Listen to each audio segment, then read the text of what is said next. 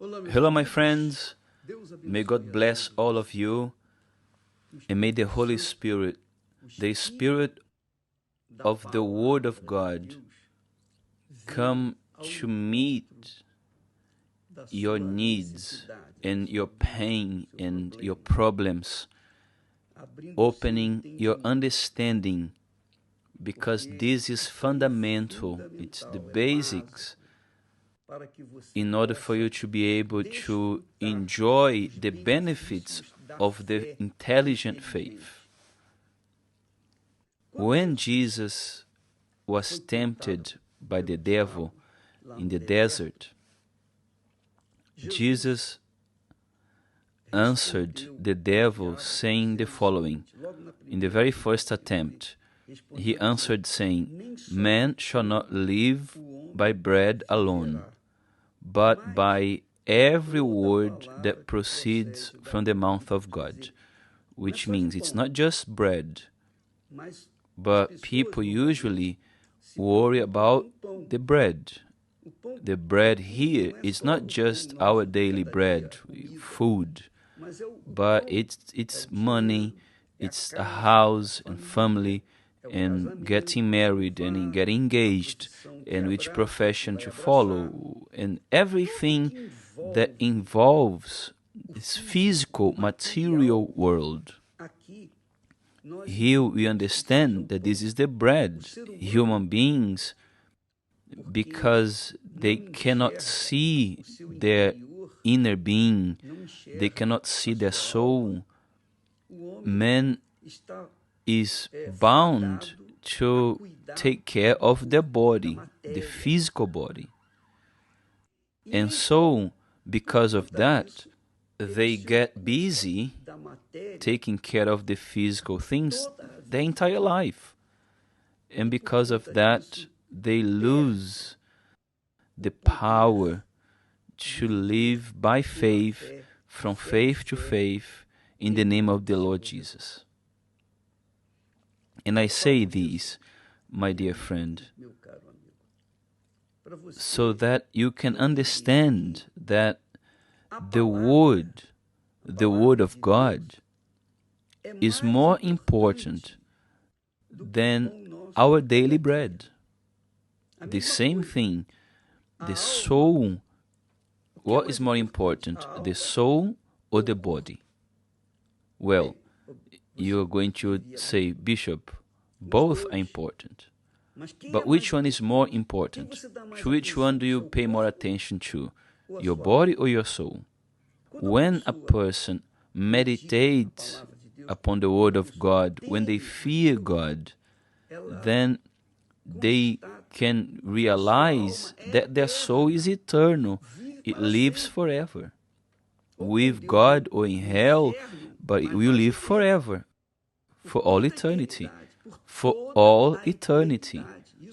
And this causes me fear and trembling, because my body, I know that it will last a few years, but then it will die and be buried and vanish. It will turn to dust. It will go back to dust. The body goes back to dust, but not the soul. The soul is eternal. In the same way, the bread that the devil suggested that Jesus would transform stones into, Jesus answered with wisdom according to his word, that in Deuteronomy. Jesus said, "Man shall not live by bread alone." Of course, that the body, our physical body, needs the daily bread. We need to drink water, we need to eat, to feed ourselves, we need to sleep, we need to take care of the body. It's right, no doubt about that. However, above all things, we have to take care of our soul. And that's why Jesus said, "Man shall not live by bread alone, but by every word." What is the word? What is God trying to say through this word? That man shall live by the word.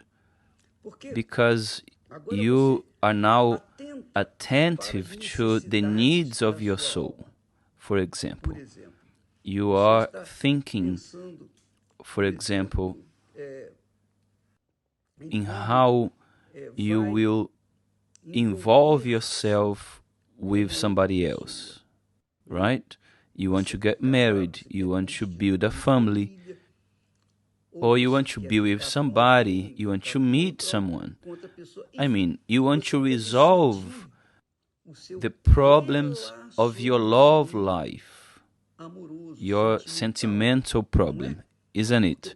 Because every human being wants to have a partner in order to then they will be able to meet their fundamental needs. And it's the soul that desires such thing. It's the soul. Just as the bread that feeds the body, there is also the bread that feeds the soul. And what is this bread that feeds the soul? It's the Word of God. It's the Word of God. So when you read the Bible and you meditate on it, so you receive the Spirit. You feed your soul with the Spirit of the Word. So you become strong, you become vigorous, you, let's say, become resilient. You are not easily carried away by ideas and thoughts anymore that are contrary to your faith, your Christian faith. And indeed, when Jesus said, "Man shall not live by bread alone, but by every word that proceeds from God's mouth," he is saying that the most important thing is the soul. And if the soul is well, then the body will be well. The body will be glad. The body will be very glad. So you have to be attentive to the need, or the most important need of your life, which is your soul.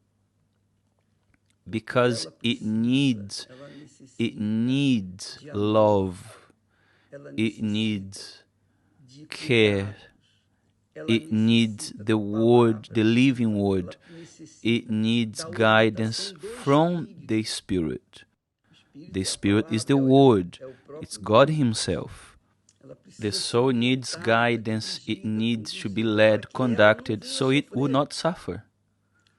When the psalmist or Solomon said that we should keep our heart diligently above all things, when God says, above all things, guard your heart. That's what he meant, is to keep the soul, is to look after the soul and to provide to its needs, which is most people in the world don't care to do, but they are suffering. They suffer with an emptiness. They suffer with a deep void in themselves. It's the soul that it's screaming, "I'm hungry, I'm alone, I'm desperate, help me." The person suffers with depression. It's the soul that is screaming. When depression comes, it's because the soul is at the bottom of the pit. And then the person thinks of committing suicide. But in reality, they kill the body, but not the soul, because no one can kill the soul. The soul doesn't die. So when a person rejoices, it's the soul that is rejoicing. When the person gets sad, it's the soul that gets sad. When a person eats a nice dish, then it's the body that is thankful. But when the soul rejoices, when the person rejoices, it's the soul that rejoices. When they get sad, the soul is the one groaning inside of the body. Because when the soul detaches from the body is good for nothing else. Nothing else. So if the person uses their intelligence, they will agree that the Word of God is what gives life to the soul. And the soul obviously provides to the needs of the body. So you have to understand, my friend, that above all things that you should keep, and that's the authority that God has given us, we have to keep our soul. He's not going to keep it for us. We have to keep our soul ourselves. And when we protect going to church, hearing the word, because the word of God brings faith. The hearing of the word is what brings faith. And the devil, knowing that, he also uses of the word of what? Of doubt, in order to make the human soul to feel alone and abandoned and despised. The person feels sad, empty. Why? Because the devil speaks, uses the word to bring doubts. So just as God uses the word to bring faith, the devil uses the word to bring doubt. That's it. And you, or your soul, is waiting. Okay, who are you going to listen to? Then your spirit, your intelligence, your reasoning tells your soul, come on, let's listen to the voice of God, because the voice of God strengthens you, soul, and the body will be glad. However, if the soul is rebellious, if the soul despises the word of God, for sure it will give ears to the voice of doubt and fears and insecurity. And that's why many people save money, they are worried about their future. But what future? What future? The future of your body? Well, if I have a house, I will guarantee the future of my children. But what then? You are going to die, your children are going to take over the house, but then they will die, and it will be for their children, and everybody will be dying, and the house will be left behind. But how about the soul of all these people? What about the soul? Where is it going? Which is the heart, isn't it? Representing the soul. The soul is represented by the heart. So you have to agree with me that if your heart, if your soul is ill, you are going to suffer, which is what the world has been suffering. Recent statistics have shown that around 350 million people in the world are suffering with depression. But I believe that it's a whole lot more. Because the soul, the human soul, is hungry, thirsty, and only the Word of God is capable of meeting its needs. Think about that, my friend. Read the Bible. Meditate in the Word of God. Don't be hearing or just listening to my words or the life that is here daily. Read the Bible. Meditate upon it, and God will speak to you. God will teach you what you should do.